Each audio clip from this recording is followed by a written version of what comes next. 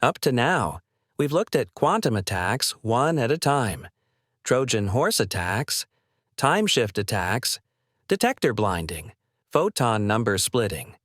But real attackers don't think in isolated vulnerabilities. They chain them.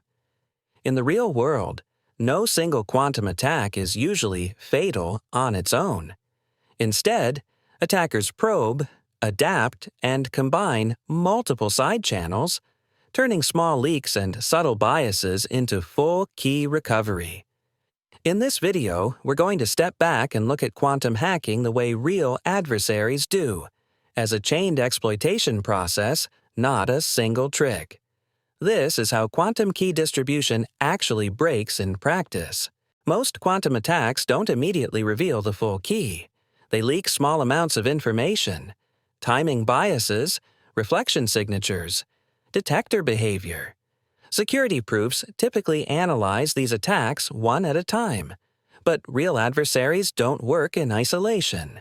They probe systems, learn how each weakness behaves, and then combine them. And when small side channels are chained together, partial leaks can compound into total compromise.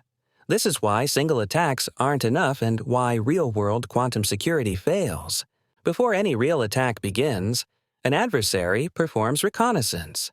Eve doesn't immediately inject signals or manipulate detectors. She observes. By measuring loss, timing jitter, and background noise, Eve learns how the system behaves under normal operation. Tiny biases in these measurements reveal hardware tolerances and implementation details. This recon phase determines which vulnerabilities can be exploited and which attacks can be chained together. The first stage of a chained quantum attack is information leakage. Recon reveals which side channels leak information and how much. By exploiting these channels, Eve doesn't recover the key outright. Instead, she extracts partial information, timing bias, reflection signatures, photon statistics.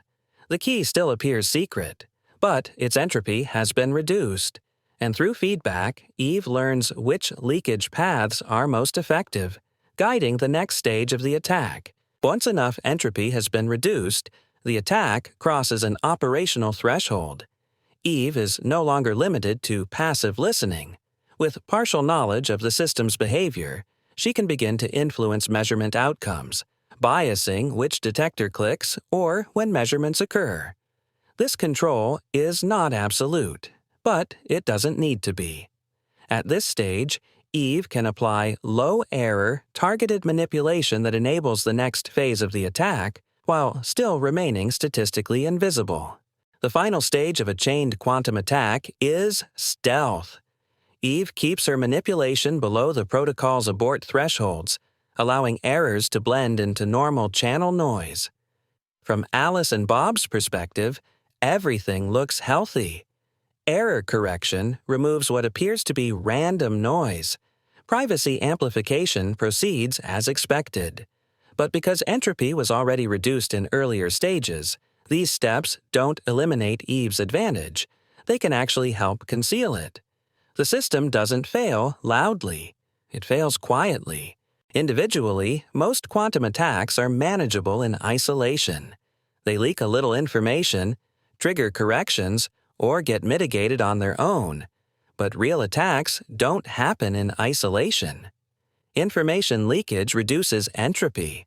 Reduced entropy enables control, and control enables stealth.